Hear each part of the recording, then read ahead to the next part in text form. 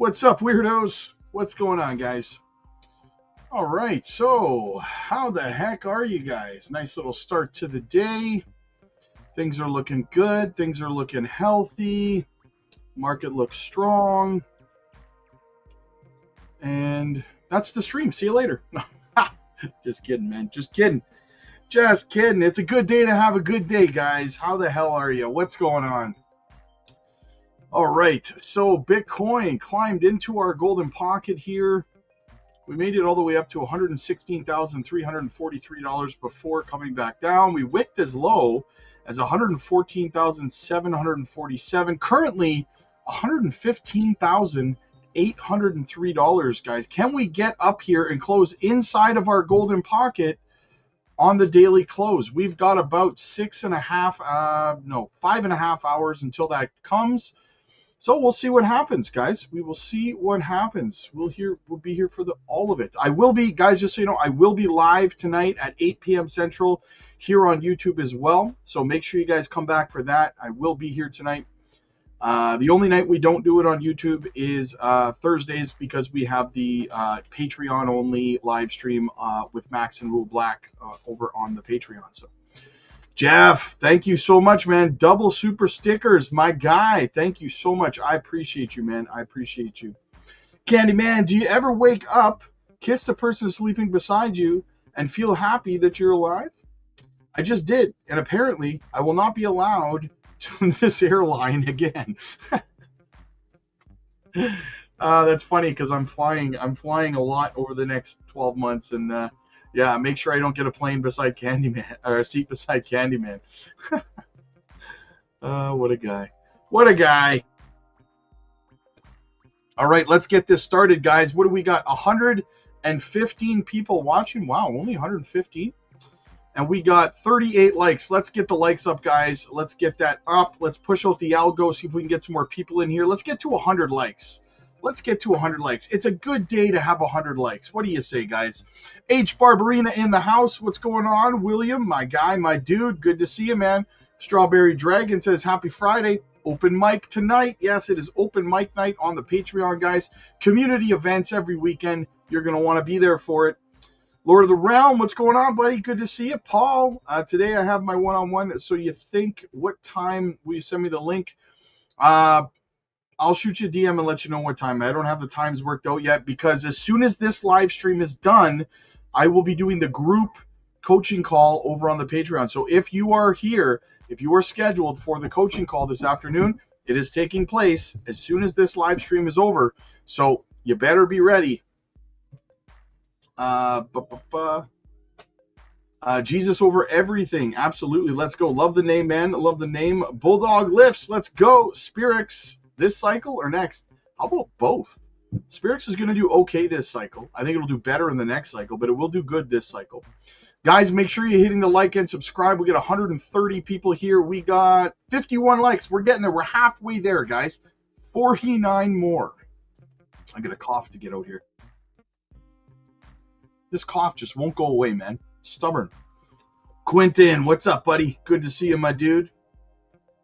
Ethan, I don't normally hit the like, but when I do, it's because someone said super fantastic.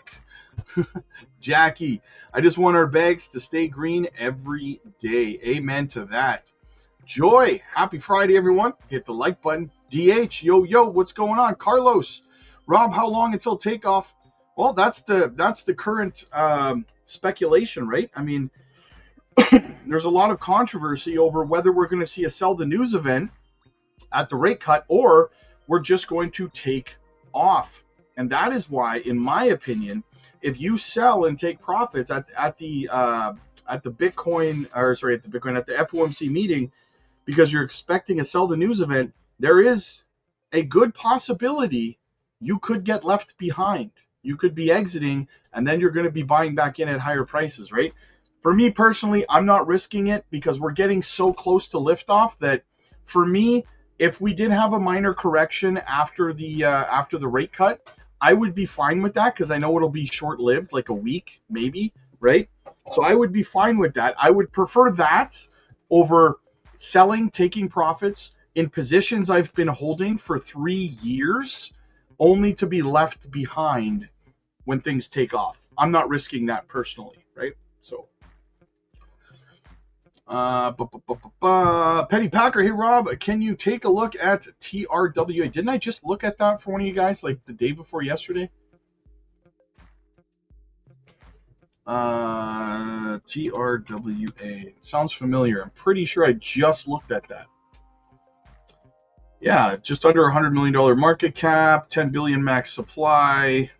Yeah, I said this looked like a good project. Decentralized finance. Yeah, I said this is a good play. Really good play. All it needs is a couple more listings, right? You need like KuCoin and BitTrue and stuff like that. Maybe a crypto.com and a Coinbase. But yeah, this is a good project. You could get into it early. It only has a $98 million market cap. It's a good play, man. It's a good play. Jared, super happy to be on that swing tier. Absolutely, man. We've been crushing it, brother. We've been crushing it. And just so you guys know, if you are a Patreon member, I am dropping not one, but 2 microcap gems over on the Patreon today. So you're not going to want to miss that, guys. Yes, you heard it right. I'm dropping 2 gems over there today. Gamma, there she is. Hope everyone's doing well. Let's get this money. Easy. Yo, yo, yo. Happy Friday, peeps.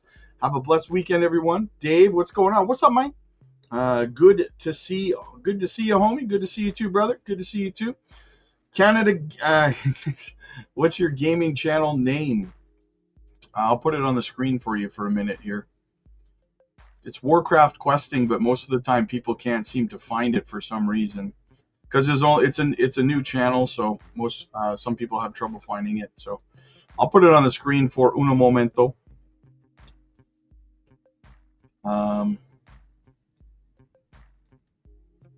So this is my gaming channel here. This is where I will be live here, actually streaming while I play later today, by the way, too, guys. So if you want to join me tonight, I will be playing on my gaming channel, streaming this evening.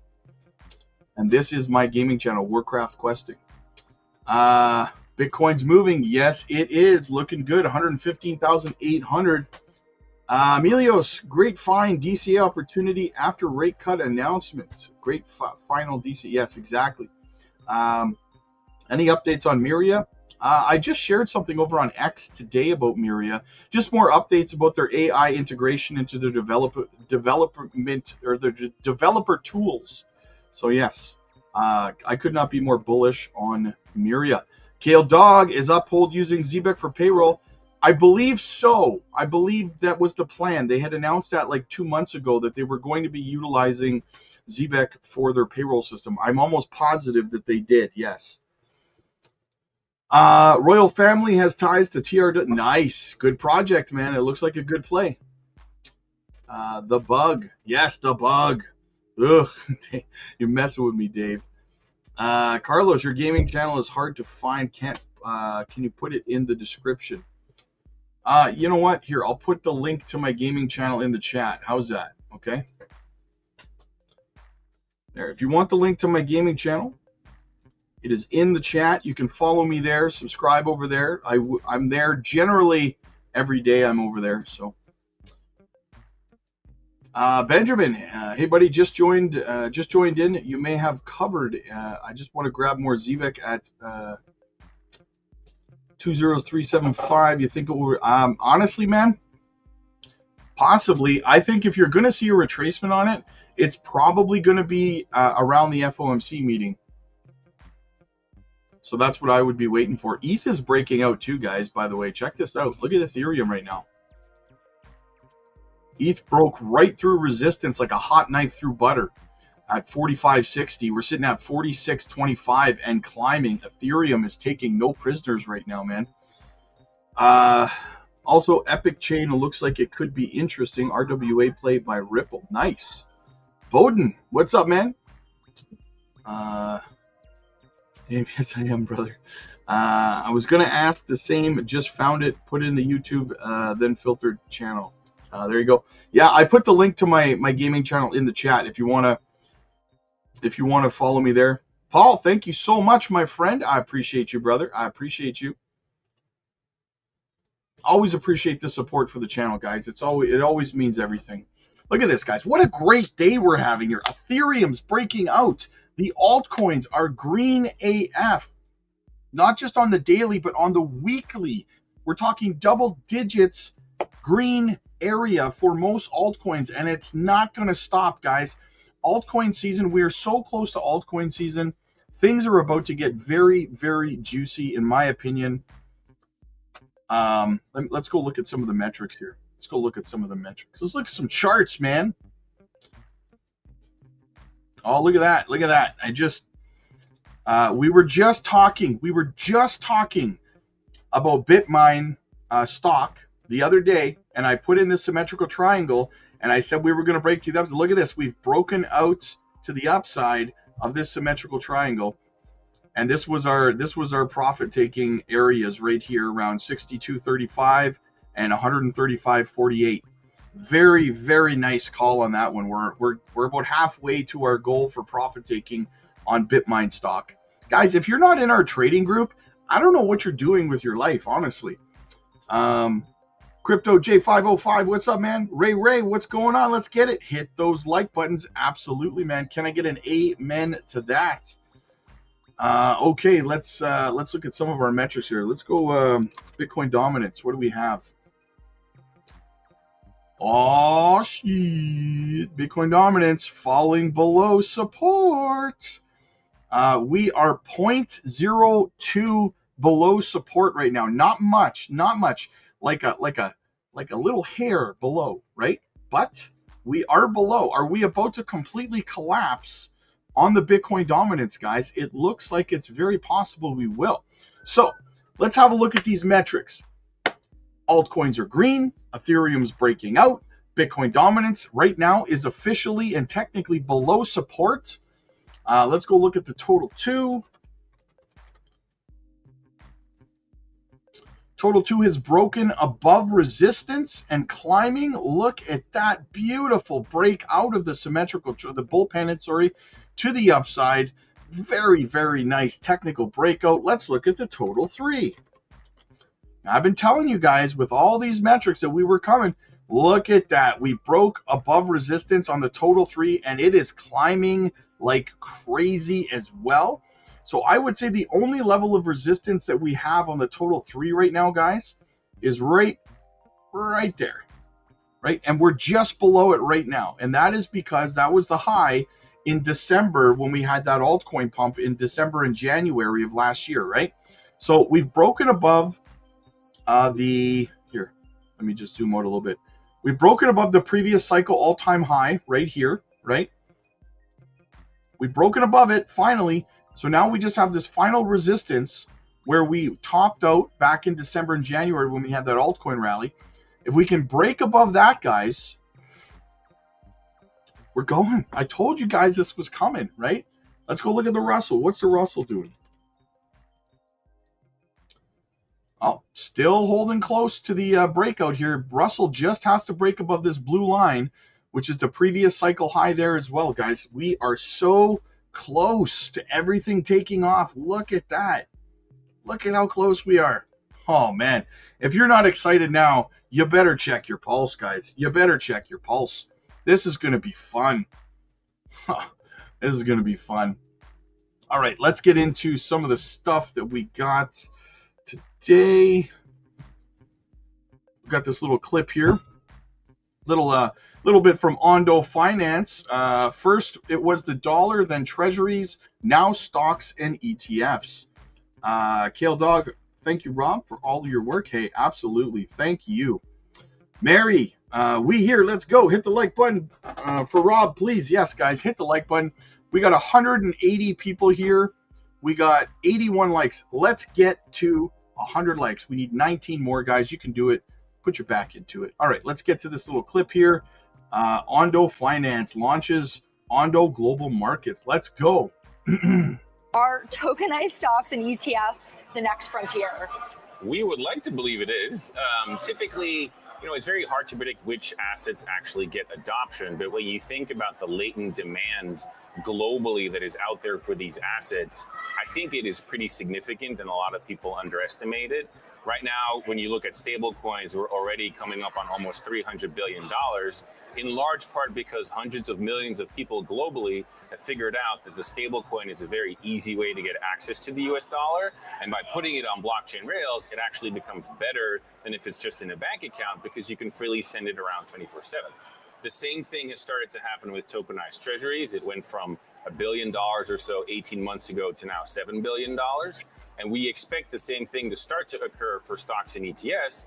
There are about 400 million people outside the US that have a crypto exchange account, but most likely do not have a brokerage account because access to brokerage accounts historically has been a lot more difficult to get. So we believe you'll start to see crypto exchanges and crypto wallets start to list stocks in tokenized form, really opening up access to that global audience that historically has not had that. I am so bullish on Ondo, guys. You have no idea. All right, let's get into some of the news. Amazing coins. Hey, Rob and crypto weirdos, got you going in the background, making my famous salsa. Remember to hit the like, guys. Yes, absolutely, guys. Hit the like, hit the subscribe. Let's get to 100. We got this, guys. We got this. What do we have now? 179 people watching. 85 likes. Oh, we're getting so close. 15 more, guys. Bitcoin ETFs surge past expectations with remarkable inflows. Spot Bitcoin ETFs listed in the U.S. witnessed net inflows of 552.78 million on Thursday. This positive trend sustained over the past 4 days, brought the total inflows to 1.7 billion. Investors' appetite for these investments vehicles indicate a significant interest in Bitcoin as a sound financial asset. According to data providers SoSo Value, BlackRock's iShares Bitcoin Trust attracted the largest share of inflows with 366.2 million. Fidelity's FBTC fund followed with 134.7 million, while Bitwise BITB product drew 40.43 million. Other significant fund providers like VanEck, Invesco, and Franklin Templeton also reported net inflows. The activity in Bitcoin ETFs gains attention in light of the 751 million outflows recorded in August. That month was marked as the third worst for ETFs since their initial outflows started in January. Meanwhile, the same period saw spot Ethereum ETFs achieving their second best performance with an inflow of $3.87 billion, suggesting a capital shift from Bitcoin to Ethereum. Although Ethereum ETFs faced short-term negative flows in early September, they rebounded with renewed inflows on Thursday. Spot Ethereum ETFs recorded a net inflow of $113.12 million, suggesting a continued interest in Ethereum-related investment products. Alongside ETF inflows, the cryptocurrency market experienced a positive price movement. Bitcoin saw a rise of 1.04% over the past 24 hours, reaching $115,455. It's actually $115,807 now. Meanwhile, Ethereum increased by 2.87%, trading at 4,553. It's actually 4,615 now. Consequently, the total market capitalization rose by 1.81%, reflecting improved overall outlooks for digital assets. Investors are now focusing on the upcoming FOMC meeting scheduled for September 16th and 17th, according to CME Group FedWatch tool. There is a 92.5% probability of a 25 basis point rate cut. Additionally, a 7.5% probability is priced in for a larger 50 basis point cut. We're not going to see a 50 basis point cut. I wish, but no. But it does open the door to another 25, possibly a 50 basis point rate cut in October. Chris, my dude, thank you so much, my friend. Thank you so much. Paul, appreciate for everything, Rob. Rob, I'm in higher tiers, so you send a link to the group separately. I send it to you separately, my friend. I send it to you separately for a one-on-one call. So yes. Okay, continuing on, let's segue over to Squawk Box. What's going on today, guys? What's going on today? Former NEC Director Gary Cohn on the state of the economy, Trump's tariffs agenda, and the AI impact. Let's go. Vice Chair Gary Cohn. He also served in the first Trump administration as a director of the National Economic Council. I always like having you on. You were in the administration. Like so many people, a lot of things that the president does, you're like, wow, that's great. But every once in a while, I'm sure in the first administration, it's like, that's not my favorite thing. Heard a lot of Republicans with tariffs, not my favorite thing, although many of them conceded that there were some things that we should probably deal with after 40 years of that it wasn't fair. Now the market's are at all highs. We had Liberation Day. Everybody was negative. We heard gloom and doom and inflation and, spiraling prices. We heard all that. The market is telling us the worst case scenario didn't happen. Do you like tariffs now? Or do you admit maybe they're raising revenue? Or do you still think all this is happening for other reasons in spite of the tariffs? So, Joe, I think you ask a really interesting question. So I think tariffs do serve some important purpose, and you and I've talked about that. We have. The one thing that we learned, and we all need to remember, is during COVID, we realized how fragile our supply chain is in the United States.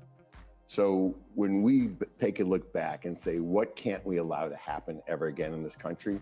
We cannot allow ourselves as a nation to be exposed to certain goods where the supply chain gets clogged up or stops and really slows down our economy. It's been 5 years. Have we made progress on that? We have made progress on that. So, you can go back into the prior administration, the CHIPS Act. Mm-hmm. We knew that chips were one of the biggest bottlenecks that came out of the COVID crisis. Just about everything that was manufactured in the United States ceased manufacturing because we no longer had access to chips because the supply chain slowed down. It was quite obvious that we needed to manufacture chips here domestically so we could continue to build from toasters to sophisticated weaponry. Yeah. All of them had chips in it. So the piece of the equation where we are forcing and incentivizing is important, key parts of the supply chain components back into the United States, I think everyone agrees is a really important part of what the administration is doing. And we should applaud that because we are a safer and sounder. All the way to the point of taking a stake in Intel? Like, I'm not sure I would argue that taking a stake in Intel is the right thing to do. But we already gave money. We might as well get a stake. Look, I agree. Once you give them money, the question is, do you want equity or do you want debt? Yeah. And by the way, passive. And I'll remind you guys, it wasn't the best few months of my life, but in 2008, the banks went through this. When Hank Paulson tarped the banks, the U.S. government put capital, they put debt into each of the banks. Whether you wanted it or not. You had, whether you needed it, wanted it or not, whether you'd gone out and raised capital the week before, which the bank I was with had, you got capital injected in your bank, you owed them a very high coupon, and they attached warrants to it.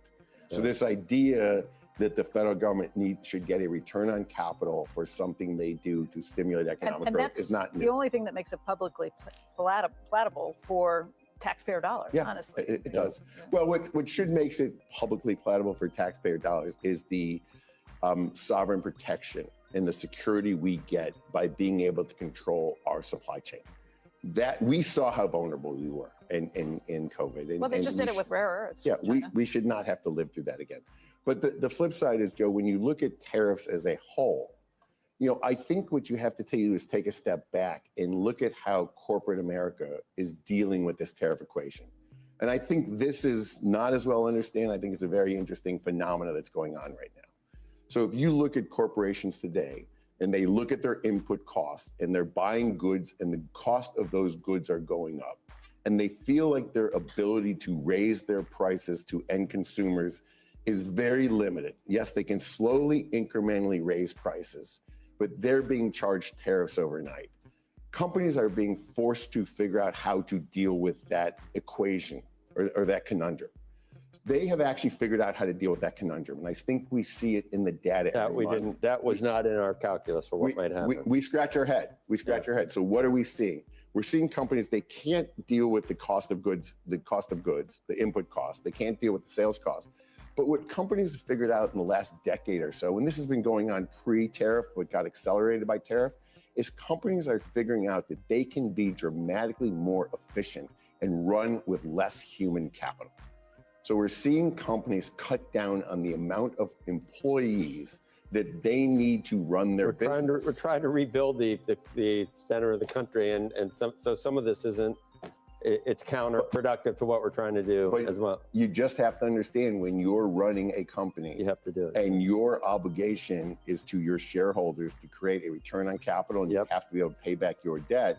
If the cost of your inputs goes up and you can't charge more for your finished product, you have to figure out how to become more efficient. So look at the data for Q2. In Q2, revenue as a whole for companies went up just over 6%. I think it was like 6.3% was the growth in revenue for Q2. Earnings, EPS, went up by 11.8%. Now you could say there's some efficiency. As you get bigger, you get more efficient. So the last dollar in is more efficient than the first dollar in. But companies found ways to make themselves more efficient. They sold more product with less cost, and that cost wasn't cost of goods. Everyone said the cost was labor. Everyone said, people around here said that you're going to see it in profit margins, and that's why we're going to get hurt. Well, the market wouldn't be trading at all-time highs. They were wrong on profit margins. They were wrong. But do you see it in the jobs numbers? You see it in unemployment rates. You see it in the jobs numbers and the employment rate. And is that the catch-22, that you can't have your cake and eat it too and have everything? Yeah. Look, when you squeeze the tube one place, it's got to come out somewhere else. And I think what we're seeing, and we're all sort of, a lot of people are scratching their heads going, I don't understand this. The economy's good, earnings are good, retail sales are okay, but the job market's weak. Well, the job market's weak because to make the equation work, companies are getting smaller. You know, and by the way, they can do it with AI right now. They're being handed tools that lets them come So here's the interesting part, Becky. I think AI is a part of this, but we're still in very early innings with AI. That's what when you look at the data and you talk to CEOs today, everyone's using AI, but they'll tell you that the return on investment is still fairly low. Everyone knows that the return on investment in AI is going to grow and grow exponentially, and that's when people will make much larger investments. Right now, people are doing this actually with human capital. They've realized that their companies have just gotten sort of fat and heavy, and they just continue to do it. And it's almost easy in this cycle because we are at a time in the history of this country where every week 80,000 plus people turn 65. So that means you've got people naturally leaving the workforce. So you don't necessarily even have to terminate people or let people go. As you've got more and more people reaching retirement age every day in this country, as you have people retire, if you don't replace them, your headcount is like letting the Fed's balance sheet run down. Right, you're naturally shrinking. And I think that's what we're seeing going on here. So, you know, look, instead of raising prices, we just decided to put it. You weren't able to. You didn't see Charlie Scarfon earlier this week, did you? Or did you see any of that interview? I didn't see Charlie, but I actually spent a lot of time with Charlie this weekend. He and I were talking about how much overhead he's taken out. I made him say it twice because he said on our air that a lot of small and medium-sized companies that he deals with, they were okay with the tariffs. Mm-hmm. They said there's been 50 years of unfair trade practices. We're okay with trying to adjust some of that stuff, and we're going to deal with it. We're not unhappy if they voted for this administration, and they're going to deal with it. And I hadn't heard that before. I thought it was universally reviled that these tariffs were put, and they also, the levels where we finally settled at aren't as onerous as we thought early on. If you would have gone on to ask Charlie what he's doing in his own business, I had that discussion with him Sunday, and he would tell you that he has significantly downsized the amount of human capital. Back to what you're talking about. In his bank. He went out of his way to talk to me on a Sunday. I had a large a large Mexican company tell me the same thing. 2 other American companies tell me the same. It was indirectly, as I was talking to companies over the weekend at the US Open, everyone was telling me sort of, hey, this is what we're doing. We're downsizing, we're downsizing, It explains the conundrum of why you see the jobs market down. that's not what we want. We're onshoring to try to bring jobs back here. We don't want to lose. Well, hopefully we will see a rebirth in jobs. We'll see a rebirth in manufacturing. If rates come down, we would hopefully see a restart in housing. Right. The housing sales, housing numbers look horrible right now. New construction looks horrible. But again, the Fed's going to lower Fed fund rates, overnight rates.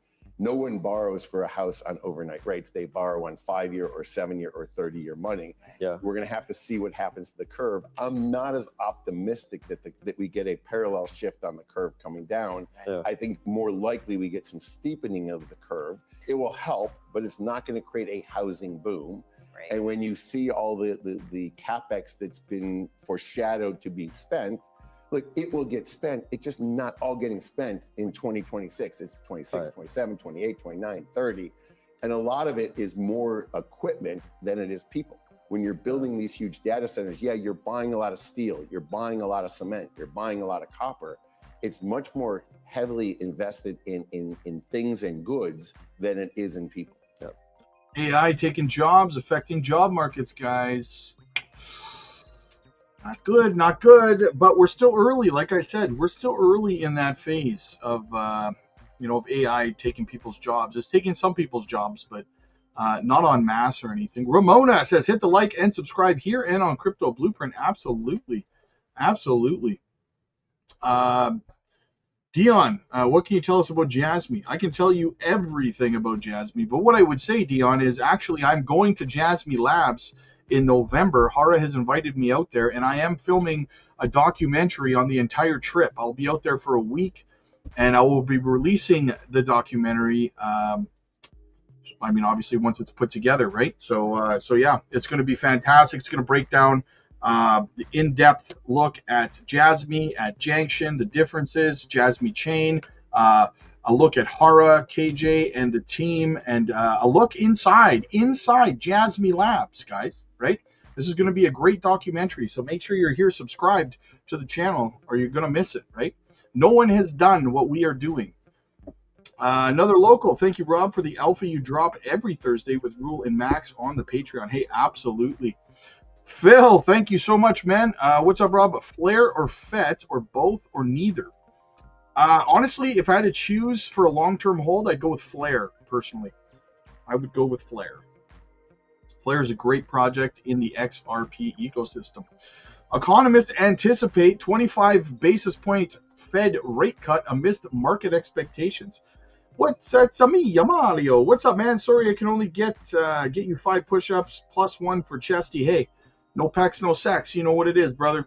Economists forecast a 25 basis point federal rate cut in September, suggesting further easing driven by dovish economic indicators impacting both traditional and crypto markets. The anticipated rate cut underscores potential liquidity boosts for digital assets like Bitcoin and Ethereum, aligning with historical trends of increased risk appetite and market positioning. Economists anticipate a 25 basis point cut in September. This comes as macro data reflects dovish inflation figures and flexible labor conditions. These signals have created notable anticipation of the market positioning. The Federal Reserve, led by Jerome Powell, hints at a policy shift influenced by inflation and employment metrics, alongside economists like Jim Reed suggests an easing of monetary policy, emphasizing market conditions favorable for rate adjustments. Financial markets are reacting decisively to anticipated Fed actions. CME FedWatch data indicates a strong probability for rate cuts, impacting equity rallies and potentially boosting risk assets like Bitcoin and Ethereum. Historical data suggests that rate cuts led to the spikes in the DeFi, TVL, and staking activities. This coincides with increased crypto market liquidity, while altcoins experience subsequent gains, reflecting overall positive market sentiment. Prominent KOLs such as Arthur Hayes and Raoul Pal linked Fed policy changes to liquidity influx into digital assets. Their statements highlight increased crypto market activity during historical dovish monetary policies. Potential outcomes include enhanced on-chain engagement as developers and institutions respond to favorable rate conditions. Such environments typically buoy staking in layer 1 proof of stake chains. So we're seeing an increase in staking activity, increasing the TVL in ecosystems, which increases the value of said tokens. Swift coin, baby. Absolutely, Carlos. Hangman, what's going on, buddy? Update on Swift price prediction at the peak. My price predictions for Swift have not changed. I could see Swift coin hitting upwards of 30 to 40 cents, to be honest with you. So, yeah. All right. What else do we have? We got yet another article to get into here. Urgent. Coinbase fights to uncover deleted SEC texts. The cryptocurrency world is buzzing with significant legal developments. Major exchange Coinbase has taken a bold step, asking a U.S. federal court to intervene and order the recovery of deleted communications. Specifically, Coinbase is seeking to retrieve deleted Coinbase SEC texts from former SEC Commissioner Gary Gensler. This move underscores the ongoing tension between crypto innovators and regulatory bodies, highlighting the critical need for transparency in government dealings. This legal request isn't just about a few messages. It's about shedding light on how crypto regulations were shaped. According to reports from The Block, the SEC reportedly deleted a full year's worth of text messages from Chairman Gary Gensler. These critical communications span from October 2022 to September of 2023. The agency cited a new policy implemented in 2023 as the reason for the deletion. Yeah, isn't that funny? Isn't that funny? Because who is at the head of the SEC who created this new rule? Gary Gensler. So essentially, Gary Gensler created a rule at the SEC that his texts, based on a time frame, would be deleted after he was gone, covering his tracks for what he had done. Isn't that weird how the person whose texts are deleted is the same person who created the rule allowing the texts to be deleted? What is he hiding, I wonder?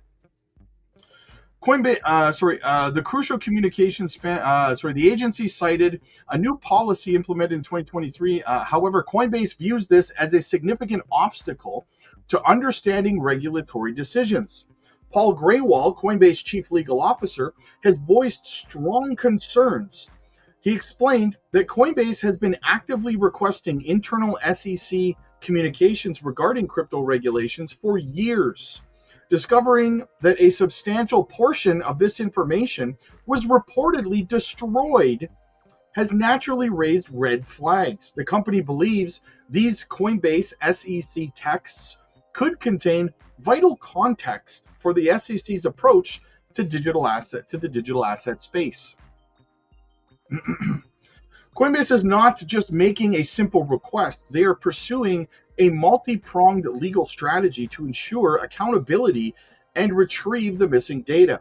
The exchange is asking the federal court for several key actions. They want more than this information. They want Gary Gensler to face the consequences of his actions while he was the chair. And they know damn well that there are incriminating texts that were deleted, and if they can be recovered, Gary Gensler's probably going to prison. Expedited discovery, sanctions against the SEC, and submission of relevant text messages. The implementation of these deleted Coinbase SEC texts are far-reaching.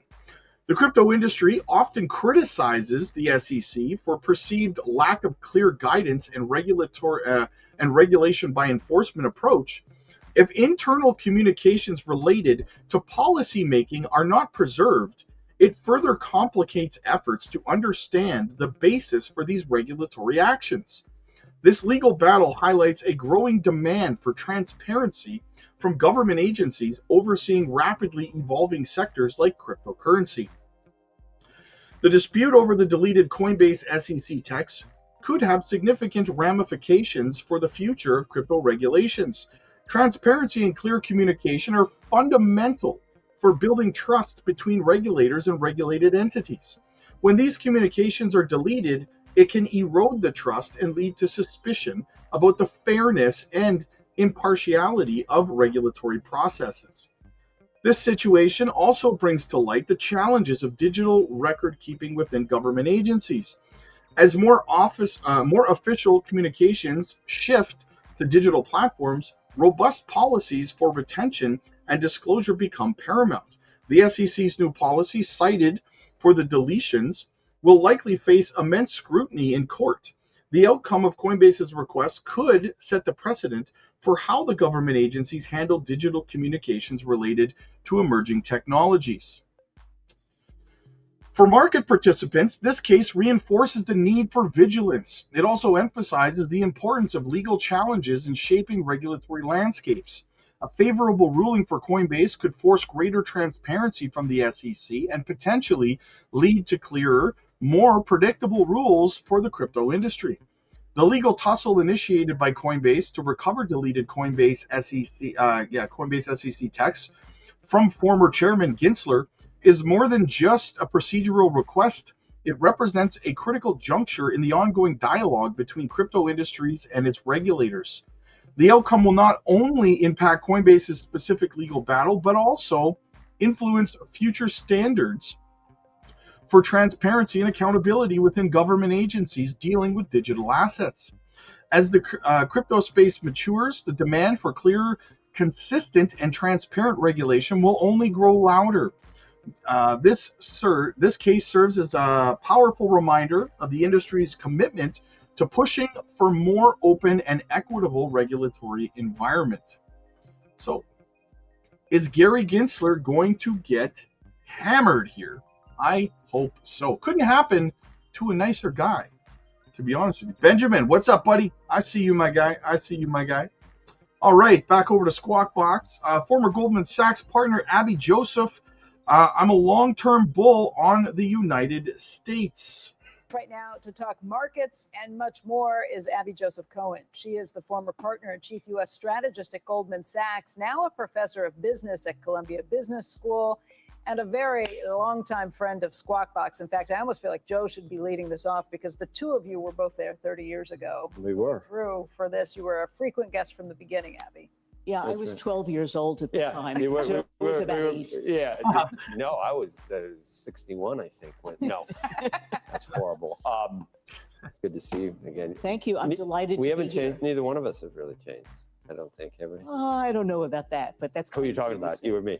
Yeah, exactly. Well, Abby, talk a little bit about when you came on, because we were just saying, we have these IFB things we put in our ears to help us hear what's happening. October 7th, 2024. I didn't know it had been that long. But you had a special IFB that the Squawk team gave to you because you were on so frequently. Absolutely. When Squawk Box started, I was given an opportunity to help explain markets to your viewers.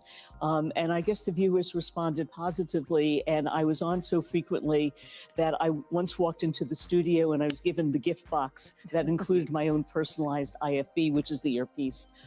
So I felt like I was part of the team. You're on the Legends and Icons and Legends with Jack Welch and everybody. Yeah. Everybody has signed it. Jack Welch, Martha Stewart, Warren Buffett, Donald J. Trump, who signed it as well. Abby Joseph Cohen, Elarian, Boone Pickens, the late great Boone Pickens. Those are worth something now, Abby. I give it to you for a souvenir. Interesting company to be part of, and I've been delighted to be part of your team over these many years. As are we. We good? Over 46,000. We're going to 56,000. At some point, as you know. Never say direction and duration. That's exactly so. Mm-hmm. As you know, I'm a long-term bull on the United States. I think that our economy is by far the most impressive in the world, but there are always things to watch out for. And I loved watching the interview that you did yesterday with Lloyd Blankfein, because I have memories of sitting in a room with Lloyd and we'd all. Is there a dude sleeping on the sidewalk behind her out the window? Is that just me? I'll go in and everybody sort of knew what the consensus was and broad expectations in the market. But our conversation in that room was always, what are we missing? what could go wrong. And so if you think of a bell curve, the market tends to trade in the center of that bell curve, but the real opportunities and the real risks are at the extreme ends of that bell curve. And one of the things I'm looking at, quite frankly, because I like to be prepared for risks, is what's happening with the United States vis-a-vis China. This is a long-term concern. I'm worried, for example, about the way we seem not to be investing as much as we used to in science and technology, and also education. And the Chinese are doing a blockbuster job in their own economy, investing in these categories. So is this something that investors need to worry about this week? No, but it's something to keep on the radar. Just wonder, we invest so much in education. Is it the amount of money, or is it, if you keep doing the same thing that's not working over and over again, you got to change the thing you're doing. Apparently the money is not being well spent, because the pipeline that we have in the United States, K through 12, in math and science and so on, just isn't doing it for us. And we find that our PhD programs are very heavily filled by non-Americans. Now, this has been going on for quite a long time. We extend student visas to people, and fortunately, in the past, many of these people have stayed in the United States. 62 or 63% of the working PhDs in the US in medicine and engineering and applied science are in fact immigrants, not children of immigrants, but immigrants. And it's part of the secret sauce. The US has always benefited from immigration flows, going back obviously to the founding of the nation. And if we mess that up, and at the same time we are not enhancing domestic education, that is not a recipe for success. People have been very concerned about the tariffs. I think Joe was mentioning you were one of them the last time you were on. That threat has not played out the way most people expected, certainly not the way the market was reacting back in April. Right. Absolutely true. I was one of those who was extremely concerned about tariffs. And as I always do, I go back and say, have I missed something? And one of the things that we need to keep in mind is that the tariffs have not yet been fully implemented. We haven't yet seen the impact. Now, I hope that we, in fact, have what the consensus is saying, which is, basically a one-time increase in price level, but not in inflation. But we don't know that yet. And one of the things to keep in mind is that those one-time increases in tariff costs will be rolling. We've only seen part of it thus far. We'll see more in the second half of the year. And as all those inventories that got built up in anticipation of the tariffs get run down, we may see some cost increases as well as the supply chain disruptions. But if it turns out that I was unnecessarily pessimistic, I will be among the first to say, it's okay. Gary Cohn just explained it away by saying the companies have kind of been eating it themselves, the companies and the producers of all of these goods, because they're just not hiring as many people. They're letting people go through attrition and through layoffs, and they've gotten much more efficient at doing it themselves, which is great until you look at the jobs market. It's great until you look at the jobs market. Also keep in mind that in the second half of the year, we may in fact see profit margin erosion because of the tariffs. And I am worried about the job market. I think Gary laid it out quite well. As an economist, I would also say that the arithmetic has been confusing a lot of people. If the labor force, the size of the labor force is no longer growing, that's the denominator of the unemployment rate, which means that U2 that we look at, that unemployment rate, unemployed divided by the people in the labor force, if that hasn't changed very much, let's look at the denominator. Everything you've laid out makes me think you think stocks are overpriced here. Is that the right takeaway from your thoughts on this, or no? I think that stocks in general are fully priced, particularly the market cap weighted indices. And one of the things that I always look at is the following. You can be optimistic about the fundamentals or pessimistic about the fundamentals, but as an investor, you have to ask the question, what is already priced in? And I think that for some sectors of the US market, the good news is already priced in. There's some sectors where it's not fully priced, but clearly at these levels, which we are all enjoying in the market, there's less margin for error if things don't go quite as well as the consensus expects. So for example, Joe, if inflation numbers do start to tick up, or if the labor data becomes less comfortable than it is right now, that could be a problem.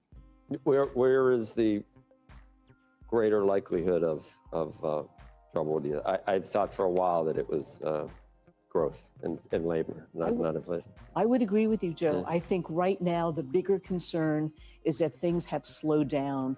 We see it in the jobs numbers, we see it in the consumption data as well. And the other place we see it that many people are not talking about is business investment. We basically see that investment in equipment, investment in other categories related to AI have slowed. Now, they've slowed from torrid levels, so you couldn't expect those rates of growth to continue, but there has in fact been a slowdown. And in the second half of the year, we may see GDP numbers that are closer to 1.5% rather than 3%. The market's current, everybody always says it's a sugar high, depending on their own point of view, but the sugar high could be rate cuts are coming, and that's why we're up here. That's why we're up even though here. Growth is slow. Okay, but if it's already priced in, then the question becomes, will those rate cuts be effective? And we don't know that yet.